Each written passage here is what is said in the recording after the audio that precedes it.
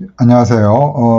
오늘은 지난 시간에 이어서 삼위일체 뒷부분을 하겠습니다. 특별히 구약과 신약에 나타난 삼위일체를 살펴보고 또 성부, 성자, 성령 하나님에 대한 각각의 그런 내용을 또 살펴보고 이어서 하나님의 사역 가운데 하나님의 사역의 작정, 예정, 창조, 섭리가 있는데 그 중에서 오늘은 작정과 예정에 대해서 살펴보겠습니다. 그래서 오늘 이렇게 성경의 삼위일체와 또 하나님의 작정, 하나님께서 미리 정하시는 그 계획을 작정이라고 그러죠. 또 구원에 대해서 하나님께서 결정하여 정하시는 것을 우리가 예정이라고 그러는데 이 부분을 오늘 공부하겠습니다. 기도하고 수업을 시작하겠습니다.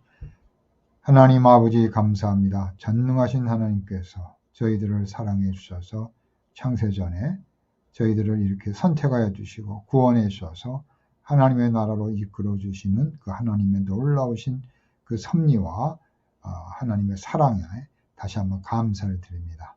오늘 이렇게 삼위 하나님의 그 놀라운 그 역사를 또 오늘 살펴볼 때 저희들이 참 부족한 지혜 또 부족한 이성 이 모든 것들 속에 성령 하나님께서 함께 해주셔서 깨닫게 해주시고 전능하시고 전지하시고 영원하신 그 하나님을 우리가 바로 알게 하여 주시옵소서.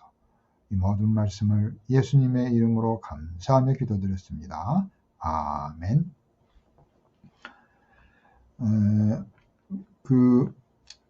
지난 시간에 제가 여러분들에게 그 책을 이렇게 말씀을 드렸죠. 그래서 그 책을 여러분들이 다 이제 네 분 가져가셨을 거라고 생각이 됩니다.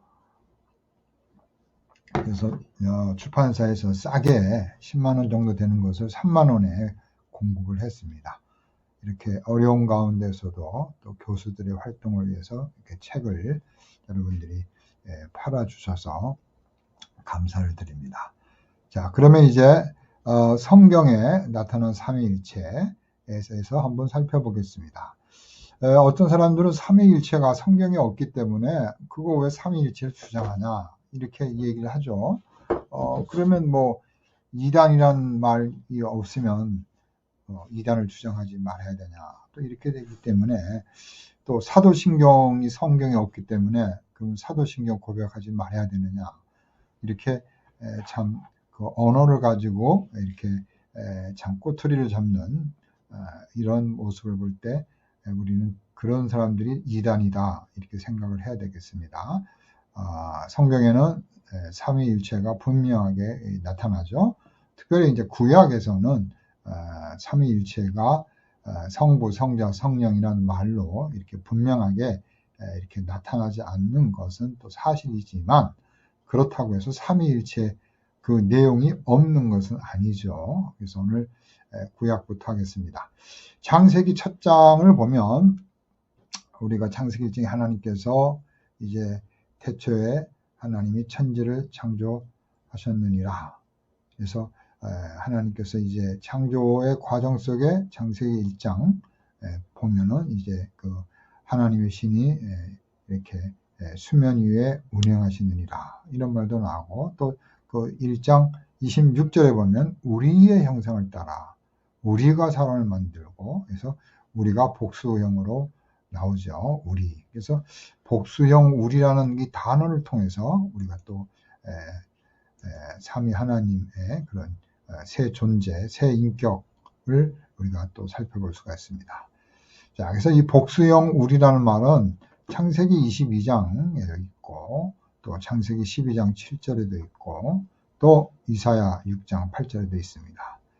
자, 그런데 이제 사람들이 이제 그 엘로힘, 엘의 복수형 엘로힘이 단어가 복수이기 때문에 그 단어 자체가 삼위일체를 말한다. 이렇게 말하는 것은 좀 설득력이 떨어지는 겁니다. 그래서 그 엘로힘이라는 그 단어, 이렇게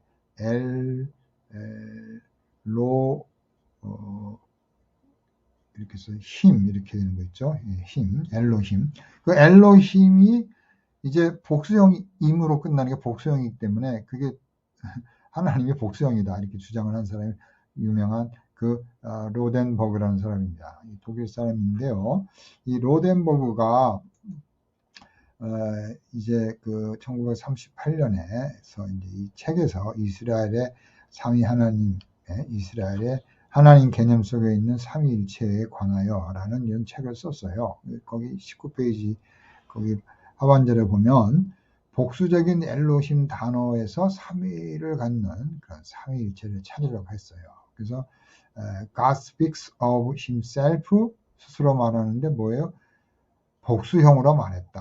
하나님이 그 엘로힘 그 하나님은 엘로힘 speak of 엘로힘 in the plural 복수형으로 엘로힘 자신이 말했다는 거예요. 근데 이게 근거가 약하기 때문에 학자들이 인정하지 않습니다. 이 책이에요. 그래서 이 책을 제가 이 책을 이렇게 다운받을 수가 있습니다. 그래서 여러분들이 이걸 누르면 이 책의 다운을 받을 수가 있어요. 자, 구약의 삼위일체 이제 보겠습니다. 특별히 이제 삼위일체를 반대하는 사람들이 있죠. 그 유명한 소시니안주의, 이게 그러니까 소시니안 혹은 소지니안주의라고 부르고, 그 다음에 아르미니우스 혹은 알미니우스 이렇게 이제 한국식 발음이 되는데, 소시니안주의가 이제 이 소시니라는 사람, 이탈리아 출신의 신학자죠. 이 사람이 이제 삼위일체도 반대하고 아담의 타락도 반대하고 자유의지를 강조하고 예수님의 그 화해론도 부정하고 이런 사람인데요. 아르미누스는 이제 칼빈주의자였고 그 아르미누스는 이제 칼빈이 세운 제네바 대학에서 배째한테 공부를 배우고 아주 훌륭한 학자였는데 이제 지나친 이성을 강조하고 자유의지를 이제 좀 강조했죠. 하나님의 그런 절대적인 그런 주권적인 것보다는 인간의 그런 참 자율성을 이제 강조함으로써 이제 순수 칼빈주의로부터 벗어났죠. 그래서 이 아르미니우스를 이단이다 이렇게 보면 안 되죠. 이제 정통 칼빈주의와 견해가 다른 좀 더 자유의지, 인간적인 면을 강조하는 그런 측면에서 이제 정통 도르트 신조를 주장했던 정통 칼빈주의자와 이제 결별을 했지만 그러나 이 사람들을 향해서 이단이다 이렇게 하면 안 되는 겁니다. 그래서 삼위일체가 구약에 전혀 발견되지 않는다. 뭐 이런 말 하는 건 좀 문제가 있지만 그래서 소시니안에 대해서는 이제 제가 이렇게 설명을 했으니까 여러분들이 이 소시니안에 대해서 살펴보시고 또 아르미안에 대해서도 제가 이렇게 간단하게 여러분들 도움을 주기 위해서 이렇게 그 아르미안수가 누군지 여기에 대한 설명 그래서 그 여러분들 읽어보시면 될 것 같습니다. 자, 그러면 이제 이 하나님의 삼위일체에 대해서는 구약에 많지 않지만 그러나 이 삼위일체 교리가 창조 또 하나님의 창조에서 나타났죠. 그 창세기 1장 또 하나님의 섭리의 사역들 하나님께서 이스라엘 백성들을 이렇게 훈련시켜 주시고 또 이렇게 남은 자를 이끌어 주시고 그 어려운 가운데에서도 하나님께서 이스라엘 백성들을 이끌어 주시는 그것이 이제 성부와 성자, 성령의 그런 역할이 이 하나님 섭리 속에서 나타난다는 거죠. 그래서 삼위일체가 나타난다는 거죠. 여호와의 사자라든지 또 여호와의 신, 또 이렇게 주께서 내 주께 말한다든지 여호와께서 내 주께 이런 이제 표현들. 그래서 구속 사역과 연관이 이제 많이 되어 있다. 이렇게 되어 구속과 삼위일체는 구약에서 구속 사역과 관계되어 있다. 그래서 또 이제 구약은 아무래도 많지 않기 때문에 신약을 그런 예시하는 거죠. 미리 보여주는 거죠. 예표하는 거죠.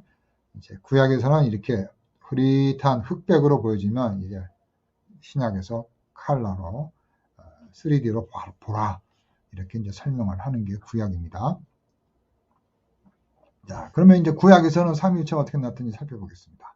첫 번째로 우리라는 복수 표현이 있죠. 우리 창세기 1장 26, 12절, 시편 45, 이사야 또 41일자. 이게 보면 우리라는 그 표현이 바로 하나님께서는 한 분 이상의 인격이 있는, 그러니까 두 분이 나올 때가 있고 성부와 성자가 나올 때가 있고 성부와 성령이 나올 때가 있고 성령과 성자가 나올 때가 있다 이거예요.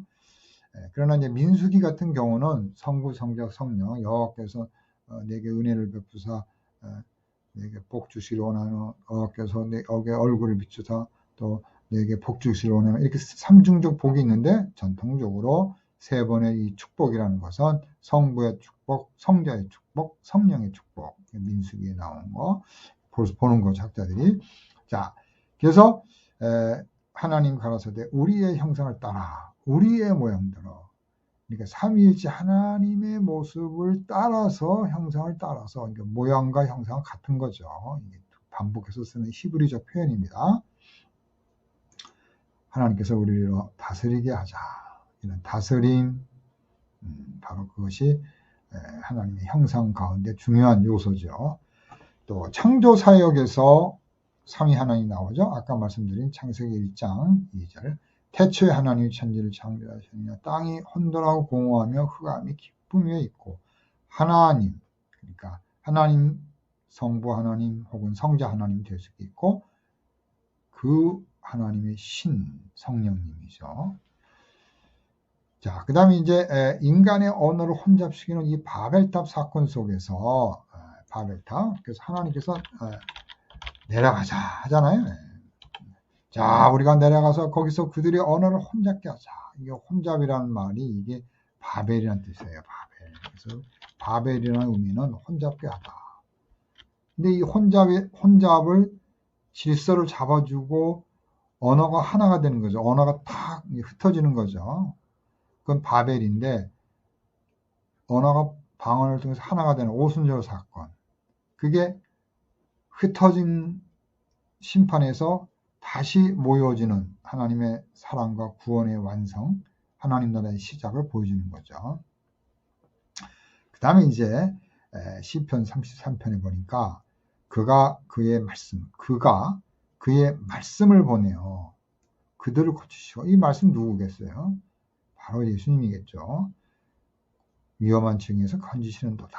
그래서 하나님의 말씀이나 하나님의 지혜, 하나님의 지혜는 우리가 어디에 나와요? 잠언서 8장에 이렇게 주로 많이 나오죠. 잠언서 8장.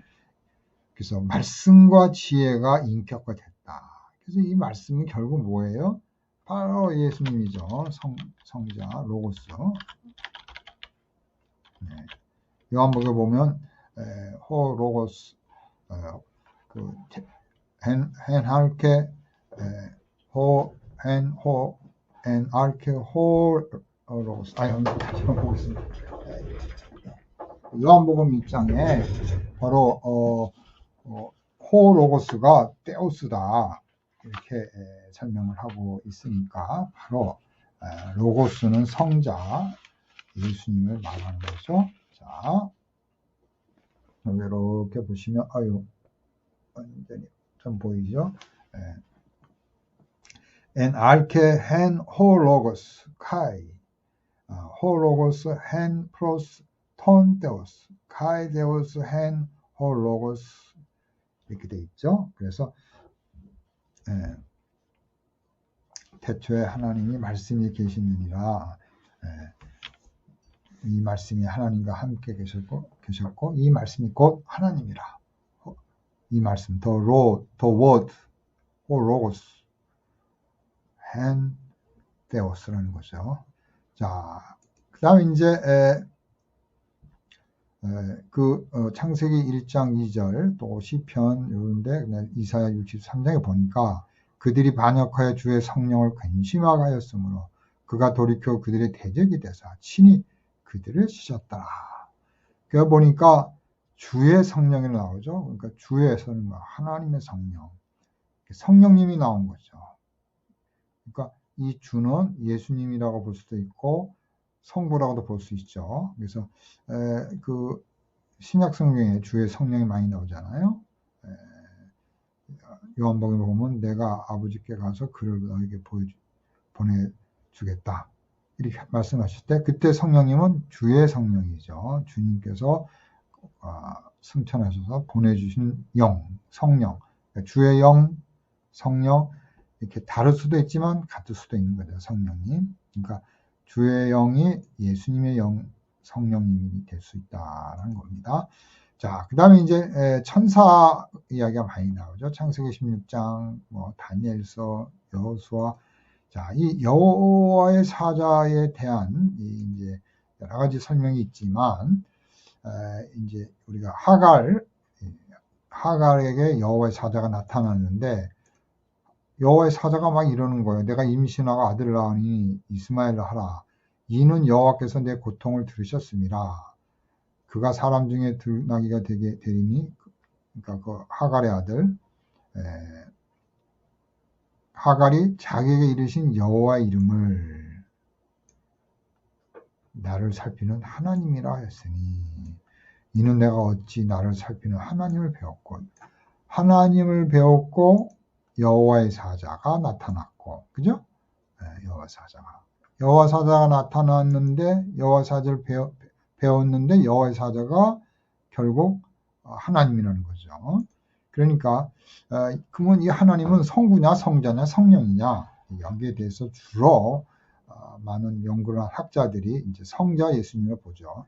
구약에서는 여호와의 사자를 하나님과 동일한 자로 또 다른 한편으로는 구별된 자로 보고 있죠. 물론 여호와의 사자가 무조건 하나님이 아니지요. 천사로 볼 수도 있죠. 그러나 느닷없이 그 천사가 갑자기 하나님으로 이렇게 또 이렇게 권한 행사를 하기 때문에 하갈처럼 하나님으로 이렇게 배웠다고 하잖아요. 자, 그래서 이거 동일한 하나님이면서도 그 안에 인격적 구별이 명백히 나타나는 거죠. 그래서 그런 성부와 성자의 그런 여호와의 사자가 별도로 존재하여 활동하고 있음을 보여준다. 왕이 또 말하여 가로되 내가 보니 결박되지 아니한 네 사람이 불 가운데 다니는데 상하지도 아니하였고 그 넷째 모양은 뭐죠? 신들의 아들과도 같도다. 그러니까 이제 여기서 인자교리가 나오는데 그 신들의 아들들과 같다. 그래서 여기서 바로 예수 그리스도를 이제 살펴볼 수가 있죠. 여호수아가 여리고에서 가까이 왔을 때 눈을 들어본즉 한 사람이 이 칼을 빼어들고 마주 섰더라. 여호와께서 묻되 여기는 한 사람으로 모습으로 나타났죠. 그에게 묻되 너는 우리를 위하느냐 우리를 대적을 위하느냐. 그때 이제 그 여호수아 5장 거기 보면 그 여호와의 사자가 바로 하나님이라는 것을 보여줄 수가 있습니다.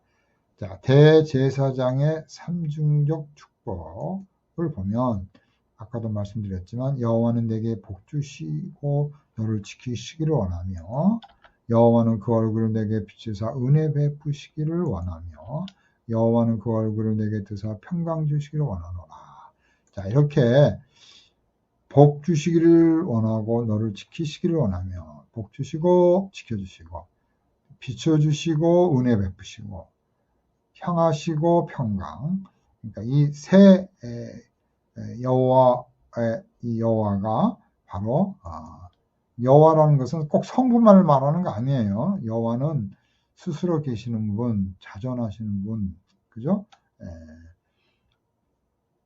언약의 하나님으로 말할 때 쓰는 거죠. 그러니까 언약의 하나님은 성부만 하는 게 아니라 예수님도 언약을 하셨기 때문에 성자도 여호와 하나님은 동일하게 이렇게 성부와 성자로 쓰일 수가 있습니다. 또 성령과 또 관계에서 쓰일 수도 있는 거죠. 여호와 성령님, 여호와 성부 하나님, 여호와 성자 하나님 이렇게 다 사용될 수가 있다는 거예요. 자, 여기 시편도 보니까 구별이 있어요. 또 시편 여기 여호와께서 뭐예요? 여호와 한 분 계시죠? 또 내 주께 그러니까 주가 있고 여호와 다른 인격이잖아요. 그죠? 여호와께 말씀하시다. 이게 말이 안 되잖아요. 여호와께서 다른 하나님께 말씀하신다는 거예요.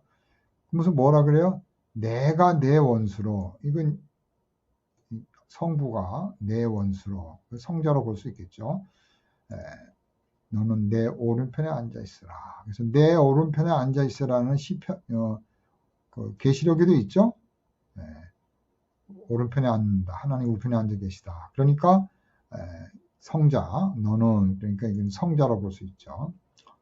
왕은 정의를 사랑하고 악을 미워하시나니 그러므로 하나님 곧 왕의 하나님은 즐거움의 기름을 왕에게 부어 왕의 동료보다 뛰어나게 하셨느니라. 그래서 하나님 곧 왕의 하나님이, 그러니까 또 기름을 부어 왕의 동료, 기름 부음을 받은 왕이죠. 자, 하나님에 대해서 이제 하나 이상의 인격이 때때로 이제 나오는데 성부, 성자, 성령이라는 거죠. 자, 이사야 61장 1절에 보니까 주 여호와, 그러니까 주님이 나오고 또 여호와 영이 나온 거죠. 주 혹은 또 주 여호와가 될 수 있는데 주하고 여호와 영 하든지, 아니면 주 여호와의 또 영, 그러니까 영은 나쁜 구별됐으니까 성령이죠. 이는 여호와께서 4개, 이 4개가 누구예요? 자 보세요. 주 여호와 한 분 하나님, 영 성령 하나님, 4개 기름 부음 받은 자 메시아, 이건 성자잖아요. 성자. 그러니까 결국은 여호와께서 성자께서 4개 부른, 성부 하나님께서 기름을 부으사, 기름은 성령이죠. 기름을 부으사 가난한 자에게 아름다운 소식을 전하게 하십니다. 나를 보내사 마음이 상한 자를 고치사. 이거 마태복음에 나오죠. 포로된 자에게 자유를, 갇힌 자에게 노임을 선포하며 여호와의 말씀으로 하늘이 힘이 되었고 그 만상에 그의 입으로 기운이 이뤘도다. 그의 기운의 입으로. 그러니까 이것도 성령으로 보죠. 서로 창화하며 가로되 거룩하다 거룩하다 거룩하다. 만군의 여호와여 그 영광이 온 땅에 충만하다. 거룩 거룩 거룩 3번이 나왔습니다. 이렇게 거룩 거룩 거룩. 그다음에 축복도 아까 민수기 여호와 여기 있죠. 여호와는 내게 복 주시고 너를 지키시기 원하며 얼굴 비추사 은혜 베푸시기 원하며 얼굴을 내게 향하사 평강 주시기 원하며 비추시고 향하시고 은혜 베푸시고 평강 주신다.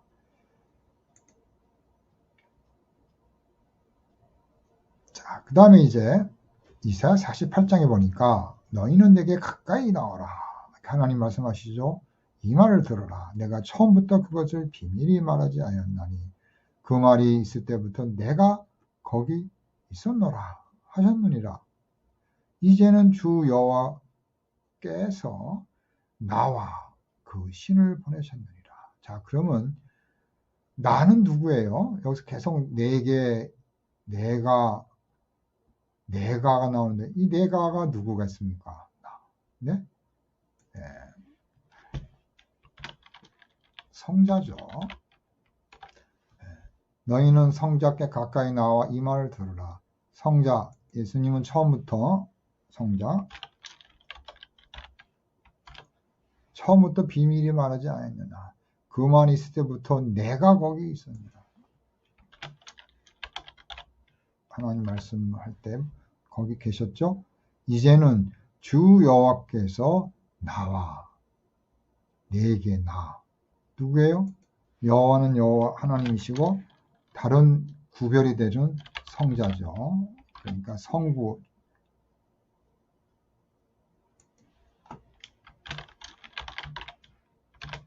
성부께서 성자와 그 신은 뭐겠어요? 성령님. 자, 여기 뭐 완벽하죠? 성부 하나님께서 성자 하나님과 성령 하나님을 보내셨다. 이사야 48장 16절. 그러니까 성부와 성자와 성령의 이름, 삼위일체라는 이름은 안 나왔지만, 또 삼위일체라는 말도 없지만, 내용상 성부와 성자와 성령이 있기 때문에 삼위일체가 있다라는 말씀입니다.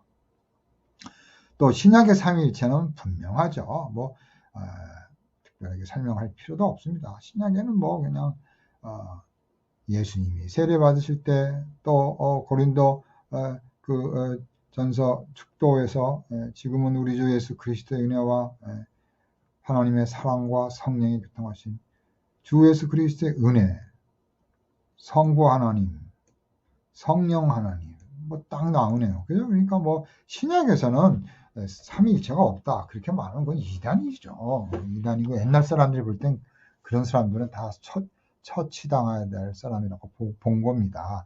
자, 벌커프의 조지신학에 있어서 삼위일체를 한번 살펴보겠습니다. 제가 이렇게 요약을 했는데, 자,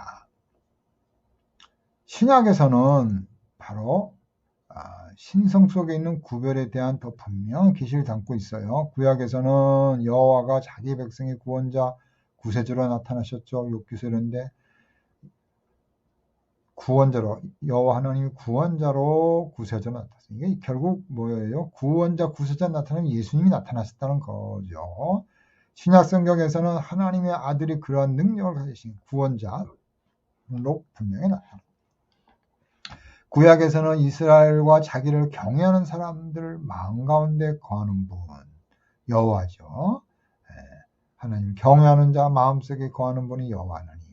신약에서는 성령께서 교회 안에 거하신다. 그렇죠? 우리가 성령의 전이라고 그러지 않습니까? 자, 우리는 성부가 성자에게 말씀하시며 마가복음 2장 1절, 누가복음 3장 2절, 성자가 성부와 교제하시고 마태복음 10장 25절, 요한복음 11절, 아버지께서 이러신 나도 이런다. 아버지가 내 안에 내가 아버지 안에. 다 이거는 교제, 또 페리코레시스, 내재적 삼위일체를 표현하는 건데, 성령이 산자들의 마음속에서 하나님 기도하는 것, 그렇죠? 성령님이 우리 마음 가운데서 성자 하나님의 이름으로 성부하나님께 기도하는 것이죠. 자, 이렇게 삼위일체의 각 인격들은 우리들의 마음에서 나타나고, 또 성자가 세례 받을 때 비둘기 모양으로 성령이 내려오시고 하늘에서는 음성이 내렸죠. 이는 내 사랑하는 아들이라고 그랬잖아요. 마지막 대사명, 하늘과 땅의 모든 권세를 내게 주셨으니 너희는 가서 모든 족속으로 제자를 삼아 아버지와 아들과 성령의 이름으로 세례를 주고 성부와 성자와 성령의 이름으로 세례를 주너라. 홍길동, 이렇게 이제 세례를 주잖아요. 그래서 세위격은 또한 이렇게 나란히, 이렇게 고린도서 12장에도 나란히 나온다는 거죠. 그래서 우리가 참 삼위일체를 언급하고 있는 유일한 구절은 또 재미있죠. 그러니까 삼위가 나오고 하나다 이렇게 하는 게 있어요. 요한일서 5장 7절이지만 이게 사본상 문제가 있어요. 자, 어떻게 되어 있냐면, 자, 오래된 그런 킹제임스 번역, 또 아주 오래된 번역, 영어 번역 가운데 이렇게 번역을 했어요. 증거하는 이가 셋이니 성부와 말씀과 성령이라, 이렇게 번역을 하고 이 셋이 합하여 하나니라, 이렇게 요한 일서 7장을 5장 6절을 이렇게 설명을 했어요. 이렇게 번역을 했어요. 그러나 이제 여러분이 가지고 있는 한글 성경, NIV, RSV 이런 성경에는 이렇게 셋이고 합하여 하나니라 이렇게는 되어 있지는 않죠. 어떻게 되어 있습니까? 증언하는 이가 셋이니 성령과 물과 피라 또한 이 셋은 합하여 하나니라, 이렇게 이제 되어 있는데, 이게 이제 사본적인 논쟁이 되어 있어서 이제 이 말을 이제 이렇게 여러분들이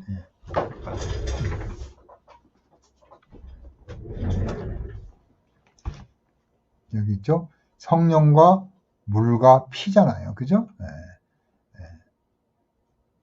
여기 뭐로 되어 있어요? 여기는 성부와 말씀과 성령이 셋이 합하여 하나라. 그러니까 여기 뭐예요? 성부와 말씀과 성령, 요거를 싹 바꾼 거죠. 요거를 이렇게 바꾼 거죠. 여기 선을 이렇게 그릴 수 있으면 좋을 텐데요.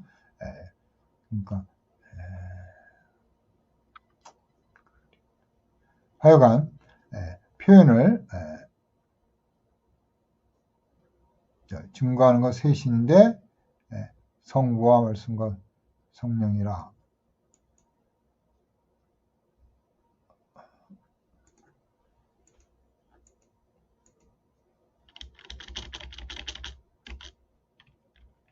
이렇게 성령을 성부로, 물을 말씀으로, 피를 성령으로 이렇게 번역을 옛날에는 한 거예요. 그래서 이거를 받아들이지 않는 거죠. 이게 틀렸다.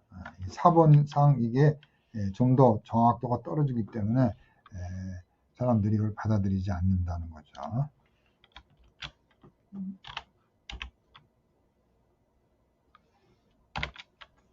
틀렸다 이거예요. 이거는 이렇게 번역하면 안 된다는 거예요.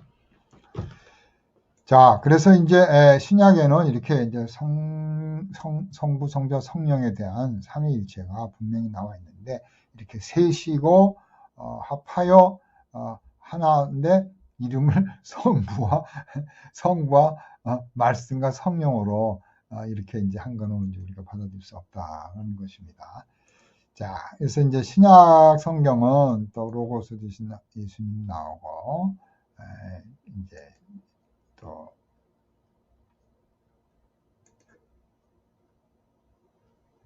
구약에 있는 것들을 이제 예표가 이제 하나의 확실하게 드러나는 3D 영화로 분명해 보여서 삼위일체가 나타났다. 그래서 이건 통과하고요.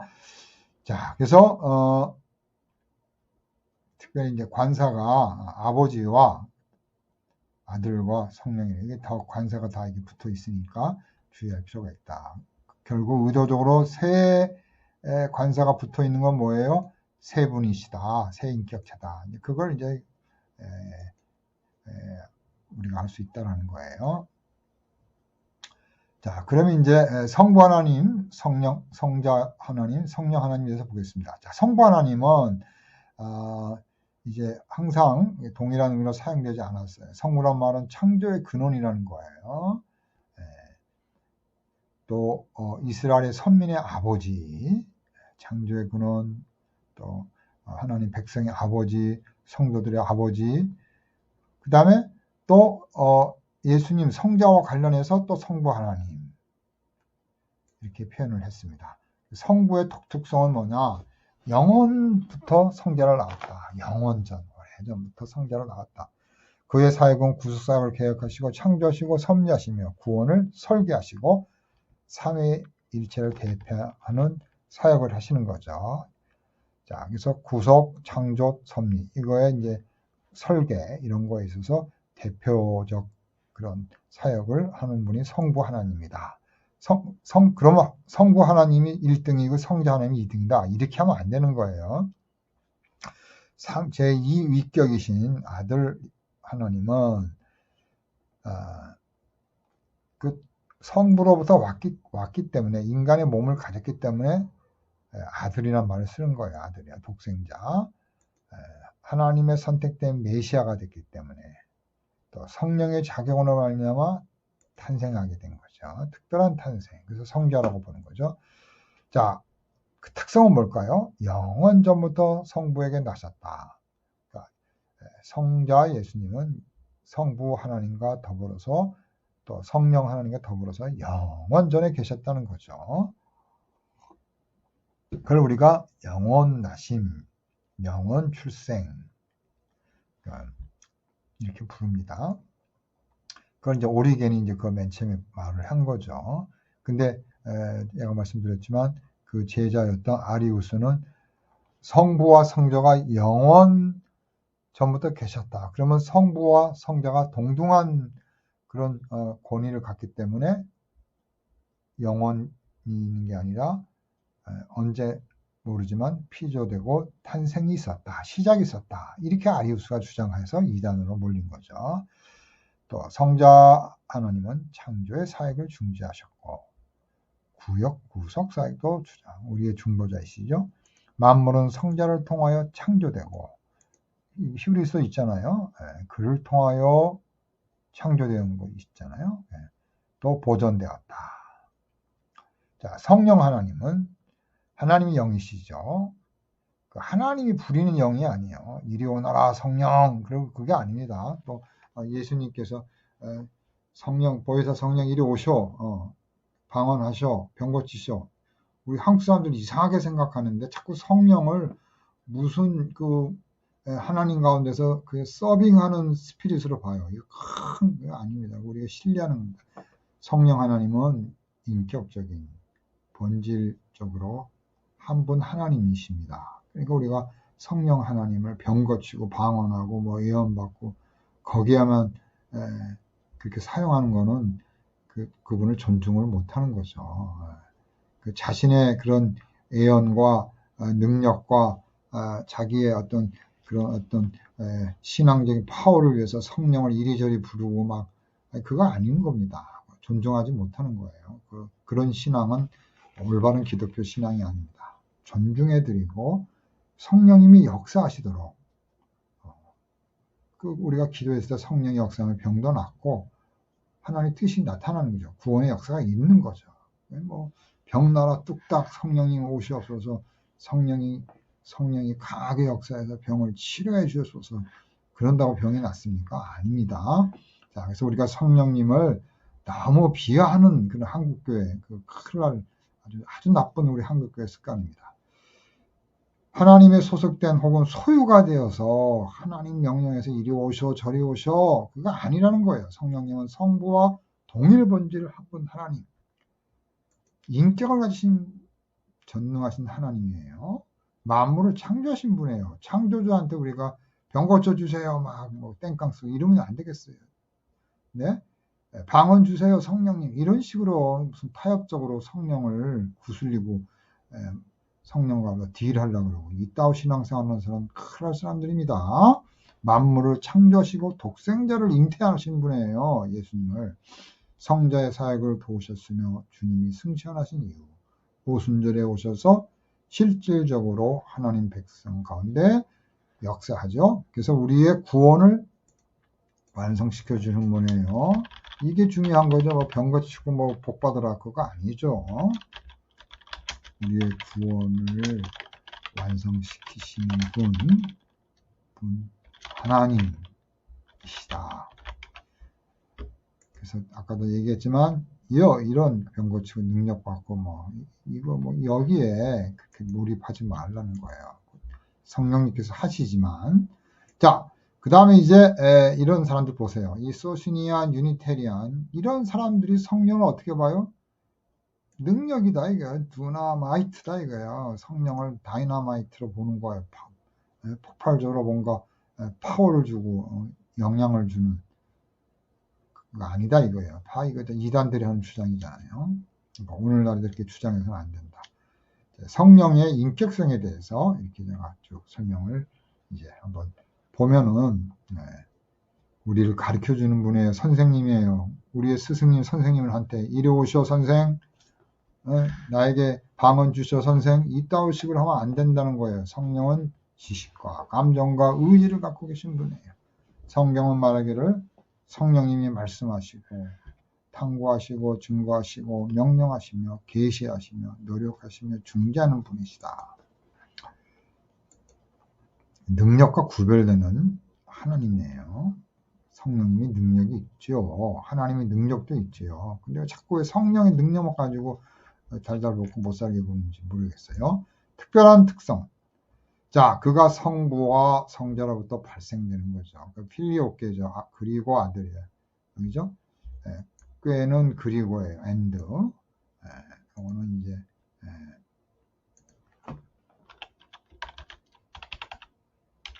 and고 필리오 있어요. 필리오는 아들이에요. 그러니까 성령님이 성부로부터 오지만 아들로부터도 온다 이거예요. 그래서 필리오께 논쟁이 붙잖아요. 그래서 동방교회는 필리오께를 받아들이잖아요. 성령 하나님은 오직 성부로부터만 오신다, 발생한다, 오신다. 그러나 서방 기독교는 성부 하나님이 성령님을 보내주시고 또 성자 예수님이 내가 가서 보혜사 성령을 너에게 보내주시겠다 했기 때문에 요한복음에 있는 것처럼 성령님도 예수님이 보내주신다. 그래서 우리가 이중발출이라고 그러죠. 이중발출. 성부로부터 성자부터 오신다 이거예요. 그래서 이것 때문에 이제 논쟁이 돼가지고 동방과 서방교회가 갈라지게 됩니다. 1300년 정도에. 성령의 사역은 창조와 구속을 완성하는 거죠. 우리의 구원을 완성해 주신 분입니다. 인간에게 영감을 주시고 재능을 주시고. 그러니까 자꾸 뭐 우리에게 주시니까 우리가 만만하게 보는데 그거 아니에요. 큰일 날 일입니다. 성육신 하실 때부터 세례, 예수님에게 세례 줬잖아요. 아들에게 권능을 주신 분이에요. 교회를 형성하고 확장하고 교회 내 새 생명의 원리로 내주하시는 성령. 자, 이제 하나님의 사역에 대해서 보겠습니다. 이제 우리가 구약에서의 성령 하나, 구약에서의 삼위일체 살펴봤죠.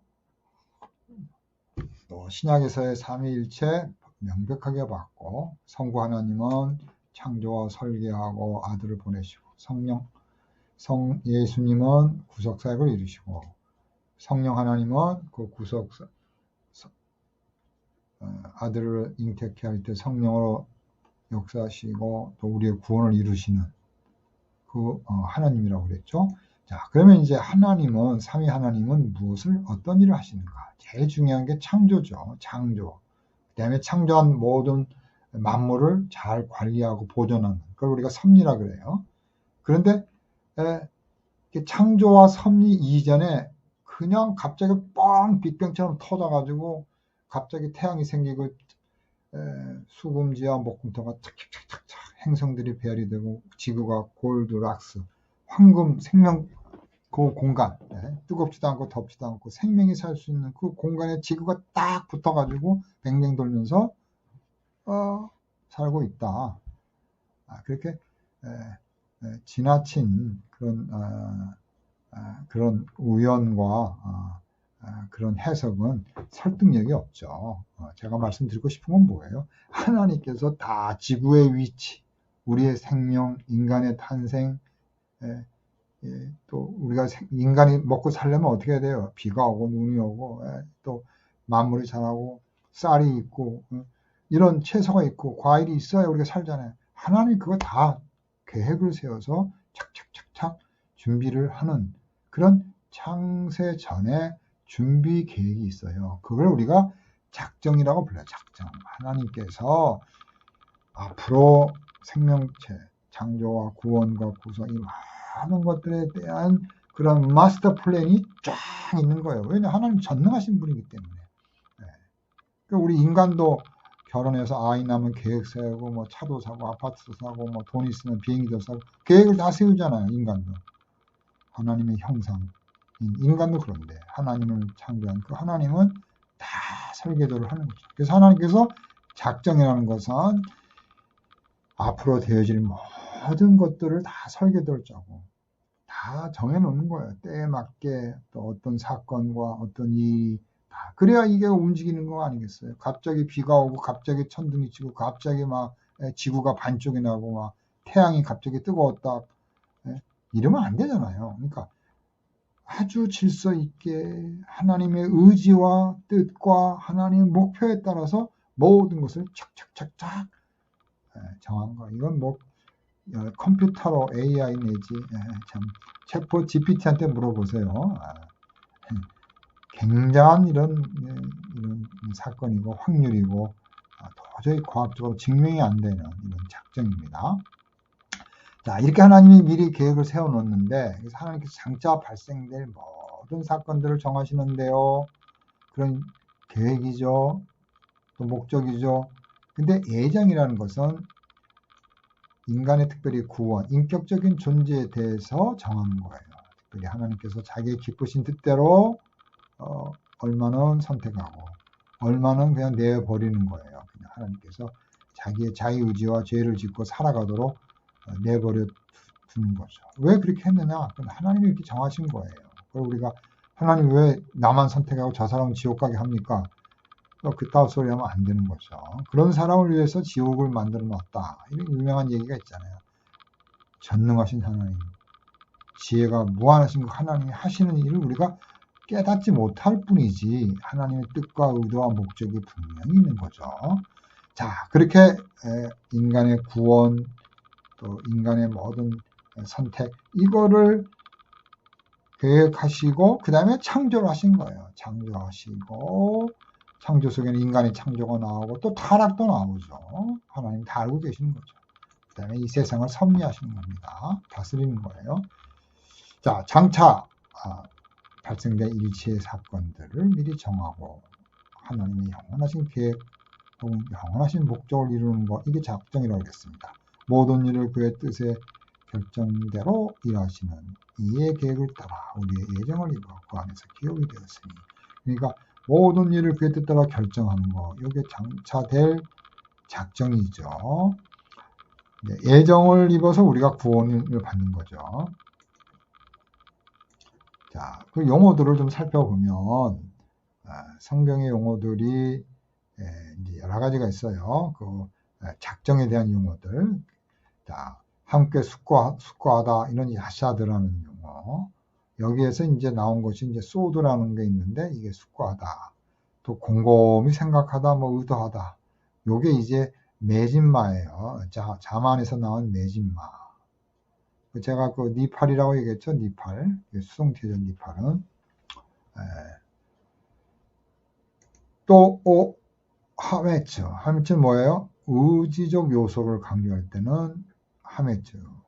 그러니까 작정하다, 정하다는 그런 단어를 지금 보고 있어요. 라촌, 기뻐하고 즐거워하다. 이런 의미에서 하나님께서 이제 이렇게 계획하고 숙고하고 의도하고 생각하는 이런 이제 단어들이 나오는 겁니다. 구약 용어들이. 신약에서는 이제 불례, 그래서 불례 뭐예요? 작정을 나타내며 하나님의 의도와 계획과 숙고에 기초가 있던 사실. 또 델레마, 하나님의 계획이 적용될 때 하나님이 숙고하는 거죠. 근데 그거보다도 숙고를 하시면 의지가 더 강하다 이거예요. 지적인 것보다도 의지적인 그런 요소 속에서 하나님이 작정할 때는 뭐예요? 바로 델레마라는 말을 썼다는 거예요. 에베소서 1장 11절. 에베소서 1장 11절.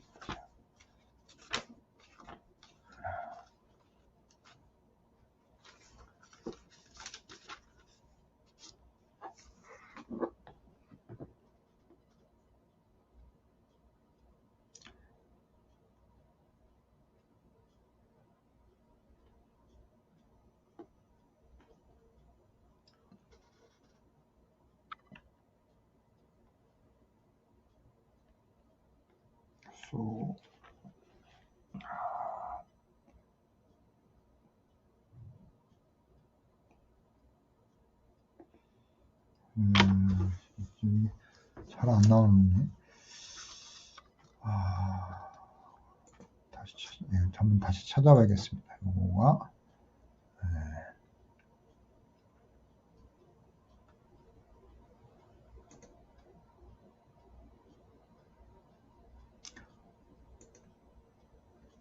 유토키아라는 말은 이제 에베소서 1장 5절에 나오는데 뭐예요?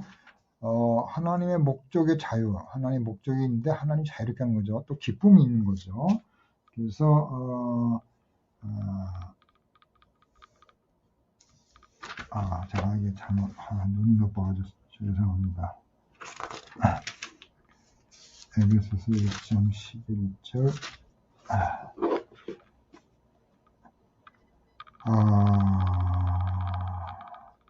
한타 볼렌이 나오네요. 바울렌 포 1장 12절에 볼렌이 나왔고요. 유도키아 1장 5절이라고 그랬죠. 에베소서 1장 5절에 보니까 유도키안 토 델레마토스 아우터. 그래서 그리스도 예수의 아들이 되게 하신다. 그죠? 거기에 유도키아가 기쁨을 나타낸다. 자, 그 다음에 이제 예정, 작정, 선택, 경륜, 섭리 이런 이제 어원들이 있어요. 예정하다. 여기 보니까 프로리오죠. 전에 먼저 한 뜻이 있죠. 이게 프로가 프로 앞서가다는 거죠. 프로가 또 여기 나오는 그 오리조도 이제 정하다, 결정하는데 앞서 정하니까 예정이 되는 거죠. 그 다음에 이제 또 미리 경계를 정하다 이런 뜻이 됐고, 미리 하나님의 경계를 딱 이렇게 정하는, 경계를 딱 정하는 거죠. 에클레토스 여기 있죠. 에클레토스 선택하다, 곤란하다. 또 여기 보니까 에클레고마이도 이제 나왔는데 선택했다 이런 뜻이 있습니다. 또 작정이란 말이 헬라어로는 뭐예요? 그노우메. 그래서 작정하다. 또 기노스코. 이거 이제 영지주제 할 때 우리가 기노 하잖아요. 기노스코. 안다. 그래서 미리 안다는 거죠. 또 오이코노미아도 바로 집을 뜻하죠. 경륜 이런 것도 뜻하잖아요. 경륜, 경제할 때요. 경륜적 삼위일체. 또 경제할 때 우리가 에코노미아가 여기서 나온 거죠. 오이코노미아에서 집을 뜻하다, 집을 잘 이렇게 또 어떤 경륜, 노미아는 이제 법이니까 집을 잘 관리하는 거. 그게 이제 그 여자들 집을 잘 관리하는 거. 그게 이제 돈 관리 잘하니까 경륜, 경제가 되는 거죠. 경제 관리니까. 또 이런 프로노미아 먼저 앞서 이런 이제 단어들이 있다는 거예요. 그래서 작정이라는 것은 영원한 하나님의 작정이다. 하나님께서 영원전에 계획하는 거죠. 그래서 하나님이 장차 발생될 일체의 사건들을 미리 정하시는 그의 영원하신 계획과 목적이다. 창조, 섭리, 구속의 과정에서 하나님의 계획에 따라 일하신다. 하나님은 모든 일을 그 마음에 원하는 대로 역사하는 자. 그래서 그 작정은 하나님의 주권을 드러내죠. 또 작정에는 인간의 이해를 초월하여 유한한 인간에게는 설명될 수가 없는 것이 많으나 비합리적이거나 자의식적인 것은 없어요. 우리가 하나님의 그 영원전 그런 계획에 대해서 이러쿵저러쿵 말을 하는데 그 비합리적이야. 그 말이 되나? 그렇게 할 수는 없다는 거예요. 루터파는 작정 교리를 이렇게 열심히 연구를 안 했어요. 펠라기우스에 대해서 설명을 했죠. 자유의지를 강조하고 원죄를 부정하고 자력구원을 강조하는 펠라기우스. 이게 아주 맨날 나오니까 여러분들이 한번 자세하게 좀 읽어보십시오. 펠라기우스들. 그 다음에 이 소시니아도 아까 했죠. 이탈리아 신학자인데 여기도 자유의지를 반대하고 원죄를 부인하고 삼위일체를 부인하고 이런 사람들도 결국 작정 교리를 반대했다는 거죠. 하나님 미리 이렇게 하는 거는 인간의 이성으로 안 맞으니까 이 펠라기우스하고 이 소시니 이런 사람들이 반대를 한 거죠. 그래서 인간의 자유와 모순된다. 인간이 자유가 있는데 그렇게 하나님 로봇같이 하느냐. 물론 하나님이 우리를 로봇같이 만들지는 않았지만 그 사람들은 이제 그런 식으로 설명을 하는 거죠. 하나님이 인간의 자유를 작정하였을 뿐만 아니라 인간이 자기 행위에 대하여 자유로우며 책임이 있는 것을 가르치고 있다. 책임이 있는 거죠. 작정 교리가 구원에 대한 인간적 노력을 제거하며 또 하나님을 죄의 조작자라고 만든다고 하여 반대를 하지만, 그죠? 이렇게 반대를 하잖아요. 우리가 구원에서 노력을 한다. 사실 구원은 우리가 노력해가지고 구원을 어떻게 받겠습니까? 하나님의 무조건적인 선물로 구원을 받는 거지. 인간이 맨날 잘할 때 있고 못할 때 있고 욕심이 있고 아무리 펠라기우스니 소시니오니 아무리 성자 누군들 수도사든 다 죄인이잖아요. 그게 안 되는 거를 가지고 이렇게 억지로 이렇게 인간이 구원을 이룰 수 있다. 그렇게 주장하니까 어거스틴이 말이 안 된다. 전적 부패, 전적 타락인데 뭘 구원을 받느냐고. 그냥 따끔하게 해가지고 이단이 된 거죠. 하나님은 자유롭고 도덕적인 존재들의 죄를 대신에 허용은 한 거예요. 선악과를 따먹는데 못 따먹도록 로봇같이 선악과가 있는데 하나님이 어떻게 했어요? 선악과를 따먹을 때는 손이 딱 굳어가지고 로봇가 되는 이렇게 창조하지 않았다는 거예요. 하나님은 인격적인 하나님이기 때문에 선악과를 따먹어도 그 다음에 모든 것들을 하나님은 다 계획을 세우고 다 일하시는 하나님이라는 거예요. 자, 하나님 작정에 대해서 웨스트민스터 신앙 고백서 소율의 문답이 있어요. 스몰 캐테키즘이 있는데요. 하나님의 작정은 무엇입니까? 이렇게 7에서 물어봤어요. 7번 항문에서. 답변이 재밌습니다. 하나님의 작정은 그의 뜻대로 하신, 하나님의 뜻대로 하는 거죠.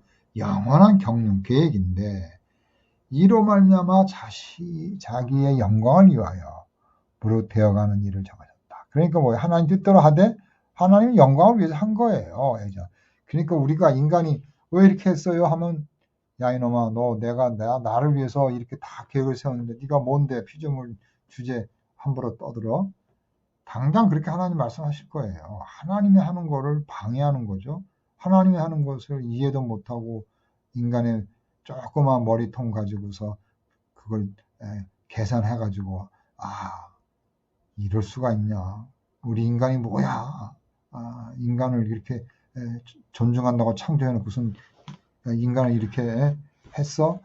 그게 아니죠. 하나님은 인격적인 하나님이기 때문에 모든 것을 다 아시는 그 하나님이기 때문에 그 모든 것 위에 하나님이 다 하신다는 거죠. 자, 그래서 하나님의 영광을 위해서 하나님이 작정을 했다는 거예요. 그래서 여러분들이 이렇게 펠라기우스에 대해서 좀 자세하게 소개를 했으니까 한번 읽어보시고 이제 그런 하나님께서 이렇게 영원전에 계획을 세우셨는데 그런 특징이 있어요. 첫째로 하나님이 지혜로 한 거예요. 이 우주를 보세요. 이 우주가 얼마나 큽니까? 어떤 사람이 물어봤어요. 우주의 중심이 어디입니까? 우주의 중심이 있고 빅뱅이 일어났으니까 그게 아니라는 거예요. 과학자들은. 우주의 중심은 여기도 있고 여기도 있고 우리 여기 제가 우주의 중심도 되고 달나라도 우주의 중심, 저 안드레메다도 우주의 중심이래요. 과학자들이. 그거 뭐예요? 그건 그렇게 하나님이 아주 신묘막심하게 우주를 지은 거예요. 과학자들은 우주에 시작이 있었다는 거죠. 시작이 있고 끝이 있을 거라는 거예요. 그러니까 그건 뭐예요? 피조된 거죠. 우주만 봐도 하나님의 그 무한한 전지전능한 그 지혜를 우리가 볼 수가 있습니다. 자, 영원하다는 거죠. 영원전에 하나님이 정한 거예요. 언제인지 우리 모르죠. 이건 효과가 있어요. 하나님이 그렇게 하기로 결정한 거는 하나님이기 때문에 반드시 실현이 돼요. 우리는 계획을 세워가지고, 그거 다 돈 없고 힘 없고 힘들면 안 하지만, 하나님의 계획 설계 딱 했으면 그거는 현실에서 실제 역사 속에서 나타나는 효과가 있고, 성실하시고, 또 외부에 의존하신 자립적 자기 스스로 하나님이 하시는 거죠. 그 다음에 전포괄적이죠. 모든 걸 다 포함하는 거죠. 이건 하고 이건 안 하는 거 아니죠. 또 인간의 그런 사는 곳, 인간의 삶, 이 모든 것들 다 포함한다는 거예요. 자, 죄에 대해서는 허용적이다. 하나님께서 작정하실 때 죄는 참 하나님 대단한 자비로우신 분이죠. 하나님이 죄를 허용을 안 했으면 어떻게 되겠어요? 아담과 하와는 그 자리에서 그냥 다 죽어버리고 우리는 지금 존재할 수가 없는 새로운 인간이 있을 수가 있죠. 그러나 저와 여러분이 살고 또 예수님 믿고 천국을 바라보는 건 뭐예요? 죄를 허용해줬고 죄를 용서해줬고 예수님 보내주셨기 때문입니다. 할렐루야.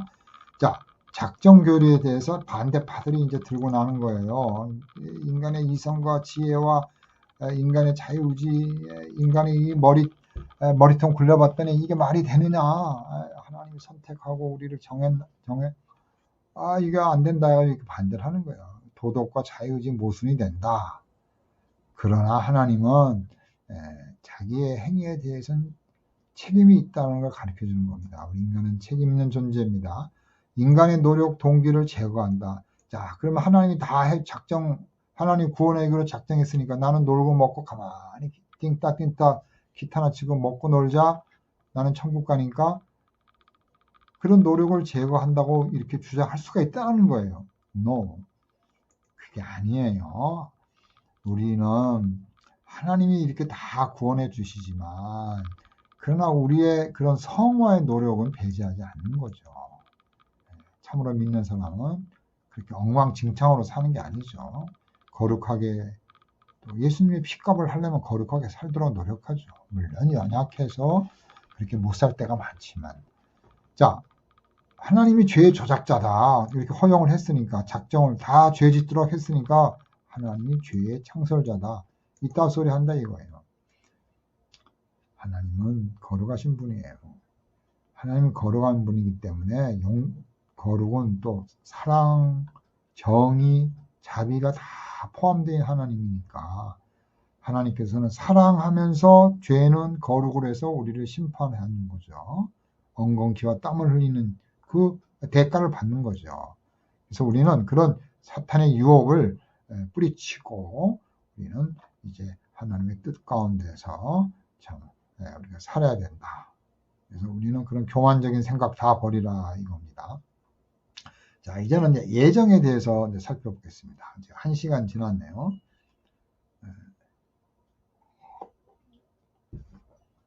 여러분들도 제 강의 듣기 쉽지 않죠. 계속 그냥 1시간 20분, 30분까지 그냥 스트레이트로 그냥 여러분들의 그냥 안명준 교수의 신론 강의 들으면서 그냥 여러분도 기진맥진 할 수가 있겠습니다. 이제 오늘 하고 다음 주 하면 이제 마지막 수업이 되는데요. 자, 이제 하나님의 애정은 특별히 작정은 하나님이 모든 걸 다 계획한다는 거죠. 영원한 하나님의 계획이었죠. 이제 예정이라는 것은 인격적인 존재와 특별히 관련을 짓는 거죠. 하나님이 영원 전에 결정한 건데 칼빈이 특별히 우리의 구원에 확실성을 준다고 했어요. 우리가 예정을 확신하게 되면 하나님 나를 선택했구나, 구원받았구나. 그러면 걱정할 게 없잖아요. 그래서 땅에서 열심히 일하고 노동하고 검약하고 봉사해서 자본주의 정신을 일으키고 자본주의를 발전시켰어요. 그런 논문을 쓴 사람이 막스 웨버죠.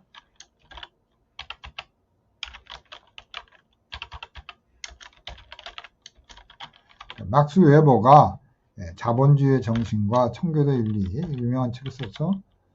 자본주의 정신과 청교도 윤리. 이게 이제 칼빈의 예정 사상을 가지고 이제 설명을 하는 거죠. 그래서 이 칼빈의 예정론을 믿는 사람들은 구원의 자신감 속에서 열심히 일하더라. 그래서 그 칼빈주의가 가는 곳에는 잘 살더라. 루터란하고 카톨릭이 가는 데는 사람들이 열심히 일을 안 하고 자기의 구원도 불안해하니까 열심히 일할 수가 없으니까 그래서 가난하더라. 이게 이제 막스 웨버의 논리이고 또 물론 칼 막스의 그런 그 어떤 유물사관 결국 물질 중심의 그런 역사관에 대한 그런 참 비판을 또 이제 가한 것 중에 하나죠. 하나님께서 자신의 깊으신 뜻대로 뜻 안에서 선택하고 또 그냥 내버려 두는 자기의 죄과 자기의 책임으로 그렇게 정한 사람들이 있다는 거예요. 그래서 아까도 말씀드렸지만 선택자는 하나님의 은혜로 선택을 받았는데 왜 나는 선택해주고 저 사람들은 왜 버려서 지옥 가게 했습니까? 그런 식으로 물어보는 것은 하나님을 모독하는 거예요. 하나님의 뜻이 있고 계획이 있고 다 섭리가 있는데 그 이상을 모르기 때문에 우리가 그렇게 시시한 질문을 하나님께 하는 거예요. 어리석은 질문입니다. 자, 인간의 한계를 넘어서 우리가 생각해 보자. 예정이라는 것은 인간의 이성의 한계를 넘어가는 하나님의 전지전능한 지혜의 계획이다. 이성적으로 과학적인 원리로 간단하게 그냥 쉽게 반대하는 것은 우주를 창조하시고 섭리하시는 하나님의 무한한 능력과 지혜를 무시하는 처사다. 좀 더 성경적인 관점에서 그의 영원하신 계획과 뜻을 이해해야 한다. 하나님은 시간에 매이지 않는 분이죠. 하나님은 시간에 매이지 않는 분이에요. 과거, 현재, 미래를 우리는 과거가 있었고, 물론 뭐 잡을 수 없죠. 현재까지 있다가 또 과거가 되고, 쭉 미래가 있다가 지금 현재가 되는, 이런 이제 아주 뭐 가장 우리 참 이런 생각을 하잖아요. 우리는. 이 정도밖에 수준이 안 되는 시간 개념인데, 하나님은 현재가 과거고, 과거가 현재고, 미래가 현재고, 미래가 과거고, 오메가가 알파가 되고, 알파가 오메가가 되는, 네? 오메가, 끝이 시작이 되는, 그걸 우리가 이해해야 돼요. 맨날 알파와 오메가니까 알파에서 시작에서 끝으로 생각하는데 그게 아니에요. 시작과 끝이 이렇게 같이 이렇게 붙어 있는 거예요. 이렇게. 네. 여기가 시작이고 여기가 오메가가 아닙니다. 이렇게 이런 직선이 아니에요. 어떻게 보면 이렇게 입체적인 원이에요. 거기에 이렇게 원 속에 알파와 오메가, 오메가와 알파, 과거와 현재, 미래와 현재 다 총체적인 시간 속에 하나님이 있는 거예요. 그러니까 우리 과학자들이 어떻게 해요? 시간, 빛, 에너지와 시간과 빛이 이렇게 가다가 중력이 있으면 이게 굴곡이 생기잖아요.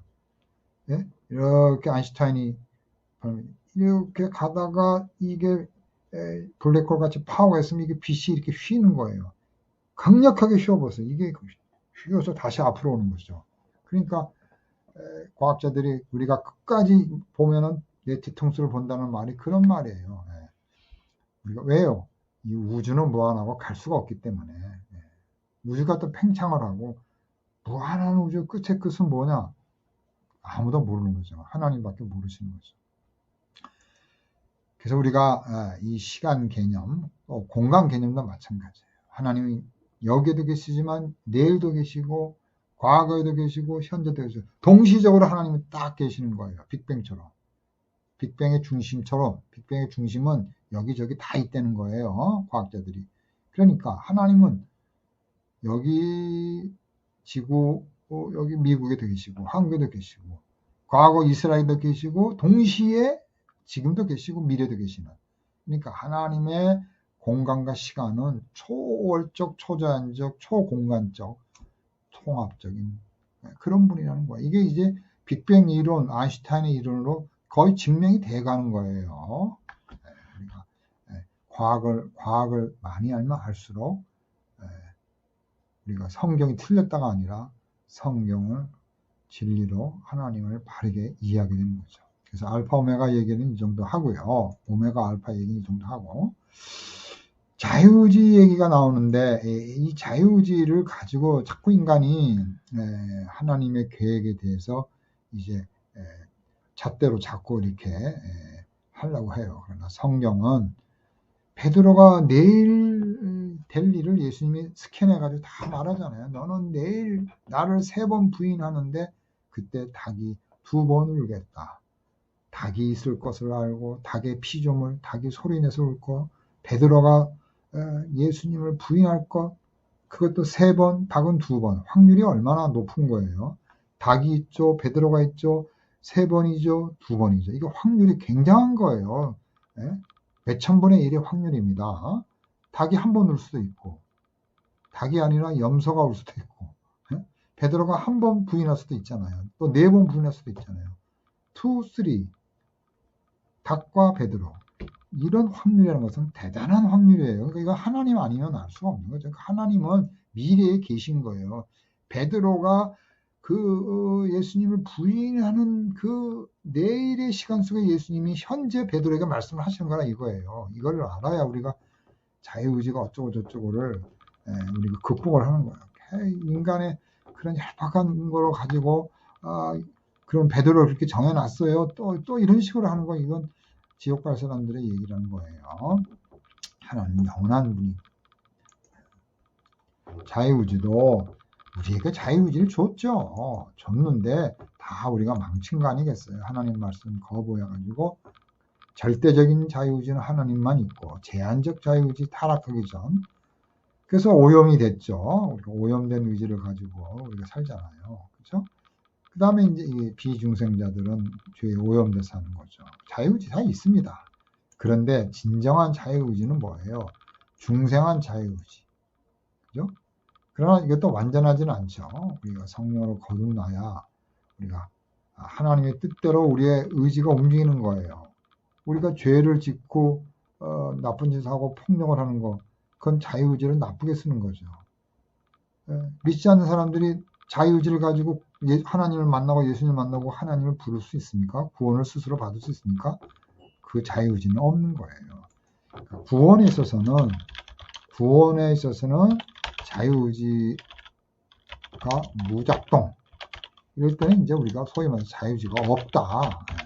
이런 말을 하는 거예요. 에라스무스와 루터의 논쟁 속에서 이런 겁니다. 어떻게 우리는 말이지 말.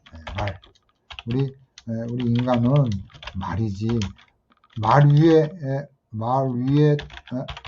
탄 두는 하나님인데 어찌 하나님이 말 위에 타서 이리 가라 저리 가라 하면 가는 거지 말이 자기 마음대로 이리 가고 저리 가면 되겠어요? 그러니까 루터가 그 얘기를 해요. 인간의 의지라는 것은 말과 같은 존재다. 하나님이 원하는 뜻대로 움직이는 게 인간의 의지지 말이 하나님이 돼가지고 자기 마음대로 자유롭게 간다? 루터는 노 했어요. 거기에 대해서 또 에라스무스가 또 인간의 자유의지가 있는 것을 논리적으로 이성적으로 했는데 루터는 그건 아니다고 또 이렇게 부인했죠. 자, 그 다음에 이제 그 애정론에서 불공정 그거 한번 읽어보시고 아까도 얘기했어요. 왜 저 사람은 선택, 왜 저 사람은 또 이 사람은 선택을 안 해요. 뭐 이런 것들 한번 읽어보시기 바랍니다. 자유의지와 애정의 관계에 있어서도 마찬가지예요. 그런 자유의지 다 우리가 자유의지를 가지고 했지만 실패한 거 아닙니까? 그래서 우리가 예수님께서 성령님께서 우리로 하여금 은혜를 줘야 우리의 의지가 움직이는 거죠. 복음에는 하나님의 의가 나타서 믿음으로 믿으게 하나니 기록된 오직 의는 믿음만 말려 살리라. 그래서 우리가 하나님의 의가 나타나서 우리에게 믿음을 주는 건데 성령이 주는 거예요. 성령이 믿음을 갖고 예수님을 믿게 하고 그래서 우리가 하나님의 의를 갖게 되는 거죠. 자, 이제 예정이란 말의 뜻을 보겠습니다. 그래서 이제 예정이란 말의 뜻이 아까도 말씀드렸지만 하나님이 미리 다 이렇게 정하시는 거죠. 구약 성경에서 예정이라는 말은 야다라는 말이 있습니다. 그래서 사랑하는 관심과 선택의 대상인 사람들을 알고 있다. 야다. 근데 빠까르라는 말, 하나님께서 선택이라는 말인데 영원한 선택. 그 신약 성경에서는 예정이 기노스케인, 프로기노스케인 또 이렇게 있는데요. 다 예지라는 뜻, 또 알다, 야다와 같다 이거예요. 또 이 에클로케 이것도 마찬가지. 프리오제인도 마찬가지. 하나님께서 이렇게 한결같이 이렇게 참 구원적인 관점 속에서 미리 정하신 것들이 이런 단어들이 있다. 그리고 이제 벌커프의 그런 조지 신학에서 예정에 대해서 제가 이제 가져왔습니다. 그래서 히브리어, 야다, 헬러 이거 아까 했습니다. 또 신약성경, 프로데탄의 프로데시서 이것도 이제 이렇게 여러분들이 읽어보시기 바랍니다. 헬러, 포리제인 이런 것들.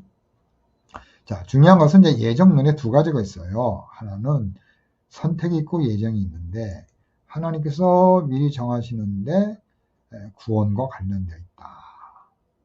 그래서 예정의 대상은 온 인류고 선한 천사, 악한 천사 다 예정이 되는 거예요. 그렇지만 선택이 되는 천사, 안 되는 천사가 버리는 천사가 있고 타락한 천사도 다 예정해 놓은 거죠. 육이라는 게 있습니다. 육이라는 것은 하나님께서 그냥 내버려 두는 거죠. 하나님께서 그냥 사랑을 주지 않는 거죠. 버리는 거죠. 왜 그랬느냐? 이건 또 안 되는 그런 말을 하면 안 되는 거죠. 자기의 자유의지를 마음껏 쓰는 사람들 책임을 갖고 하나님께서 너는 여기 가는 거예요. 나는 자유의지가 없고 하나님만이 나의 주인이시고 하나님이 나에게 은혜 주시고 성령님이 역사하시고 나를 거듭나게 하시는 하나님밖에 없습니다. 이렇게 믿고 고백하고 이런 사람은 바로 선택받고 하나님이 작정하신 분이고 예정받은 사람이죠. 자, 유기에 대해서 성경적인 근거가 이렇게 출애굽기도 있고 바로를 강팍하게 했잖아요. 하나님이 다 그렇게 해놓은 겁니다. 하나님이 그렇게 성품을 강하게 만든 것, 이것도 다 하나님의 뜻이 있는 거예요. 이스라엘 대적해서 이스라엘을 하여금 출애굽하게 하는 거고, 또 하나님의 그런 능력과 영광을 드러내기 위해서 바로가 그렇게 끝까지 교만하고 버티는 거죠. 자, 그 이제 유기 속에는 두 가지가 있어요. 하나는 간과. 그래서 어떤 사람은 선택하지 않고 그냥 내버려 두는 거죠. 그래서 알 수가 없는 겁니다. 그 다음에 정죄가 있어요. 유기에서는. 정죄라는 것은 뭐예요? 죄에 처해서 형벌을 하는 거죠. 너는 이제 죄를 졌기 때문에 정죄받았다. 그건 뭐 심판이고 이제 거기에 대한 형벌을 당연히 받게 되는 거죠. 정죄는 형벌이고 유기는 내버려 두는 간과. 간과는 그냥 내버려 두는 거죠. 그래서 간과와 정죄가 유기의 두 측면이다. 선택은 하나님께서 기뻐하심 속에서 이제 제한적인 사람들을 하나님께서 선택한 거죠. 근데 공로 없이 은혜로 선택한 거죠. 자, 그래서 이제 선택에 있어서 타락 전 선택설과 타락 후 선택설이 있어요. 그래서 타락 전 하나님이 선택할 때 타락적 선택설은 뭐냐면 모든 사람이 정죄를 받아서 타락을 허용한다 그랬죠. 이게 작정이잖아요. 근데 타락 후 선택설은 뭐예요? 하나님 모든 인간을 창조하시기로 작정을 하시고 또 타락도 허용하시고 그 다음에 정죄된 사람들, 이게 타락했으니 정죄받았잖아요. 어떤 사람은 정죄받았어도 선택해주고 아담이 죄를 졌는데 그 후손들이, 또 어떤 사람은 간과하는 거예요. 내버려두는 거예요. 그래서 죄를 받게 하는 거예요. 자, 이게 타락 후 선택이에요. 그러니까 타락을 했잖아요. 타락 후 선택을 했어. 타락 후 여기 선택. 타락을 허용하고 여기 그 다음 순서가 선택이죠. 타락적 선택이라는 건 뭐냐면 전이니까 이렇게 타락을 허용하기로 작정한 그 전에 어떤 사람을 미리 선택을 하는 거예요. 어떤 사람은 선택하고 어떤 사람은 정죄한 거죠. 그래서 선택자와 유기자를 창조하기로 작정한 거예요. 창조하고 타락하고 그 계획 속에서 하나님이 미리 그 계획, 선택과 유기의 계획을 세우는 거죠. 자, 그래서 애정론의 역사에 대해서 살펴보겠습니다. 오리겐은 하나님의 섭리가 모든 개인에게 미친다. 예정은 현생에서든 전생에서든 모든 개인의 공로에 대한 하나님의 의지에 근거한다. 그러니까 좀 공로를 강조했죠, 이 사람은. 이거 이제 조금 이제 잘못된 거죠. 발렌티우스 이단이지, 영지주의의 아버지, 영지주의의 대부인데, 인간은 어떤 요소가 우세한지에 따라서 태어나는 이제 예정이 되는데, 이게 좀 웃기죠. 그러니까 예정이 하나님 은혜가 아니라 인간의 성질에 의해서 예정이 되는 거예요. 나쁜 본성을 가지고 태어난 사람은 뭐예요? 예정을 못 받는 거예요. 또 선과 악이 혼합된 본성을 가진 사람은 어떻게 돼요? 구원을 선택할 수가 있어요.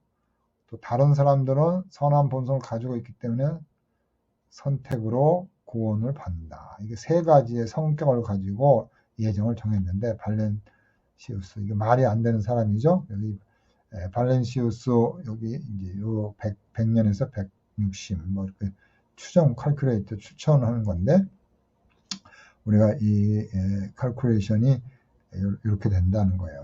추정이 아주 이단입니다. 영지주의.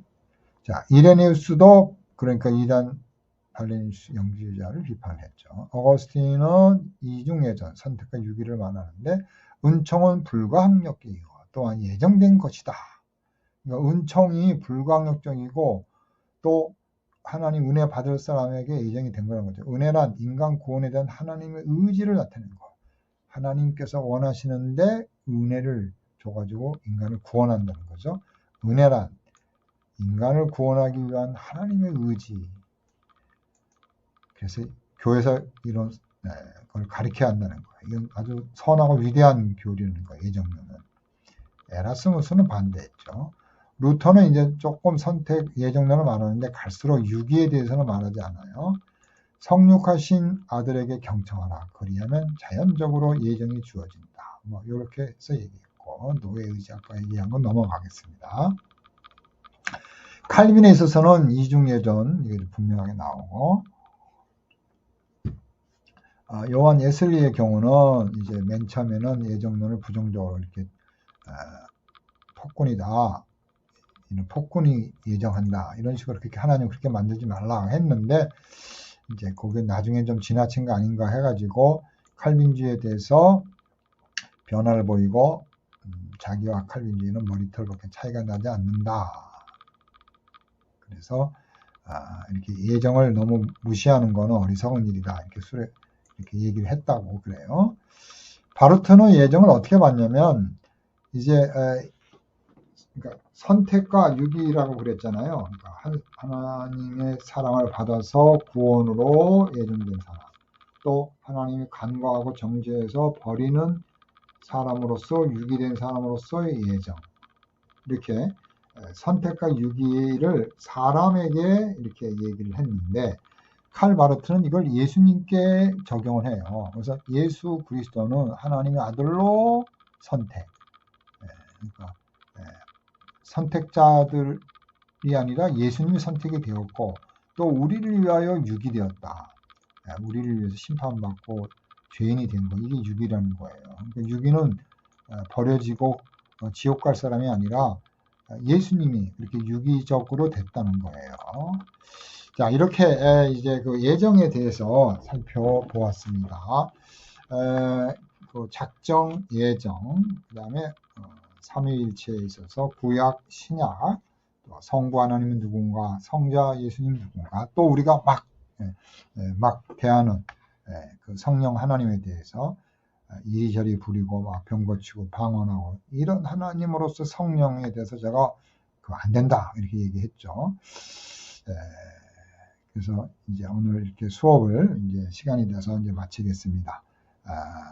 또 이렇게 긴 시간 하나님의 그런 참 삼위일체 하나님의 그 놀라운 계획, 우리를 완전하고 완벽하고 사랑하고 틀림없이 우리의 구원을 보장해 주는 거, 그 삼위일체 하나님이 우리를 다 계획을 세워가지고 우리를 부르시고 예수님 믿게 하고 구원으로 또 쫙 우리를 성령님을 통해서 끝까지 성도의 견인 끝까지 우리를 이끌어 주시는 그 하나님의 그 사랑의 계획, 그것이 영원전에 있었다. 그게 작정이고 우리를 딱 붙잡아가지고 성령을 통해서 믿음으로 예수님을 통해서 은혜로 값없이 우리를 하나님의 자녀로 예정하고 선택하고 부르신 그 작정에 대해서 우리가 오늘 살펴봤습니다. 요 추가적인 설명이 있는데 시간이 워낙 많이 가서 제가 지금 이 7페이지를 다 할 수가 없을 것 같아요. 또 중복되는 거기 때문에 여러분들이 읽어보시라고 제가 이렇게 추가적으로 이렇게 설명을 했습니다. 오늘 이제 1시간 23분 그래서 이렇게 강의를 했습니다. 다음 시간에 제가 다음 시간에는 이제 창조와 섭리를 하고 그리고 이제 학기 말이 될 때 학기 말에 여러분들이 레포트를 제출하시면 제가 그걸로 이제 평가를 하겠습니다. 감사합니다.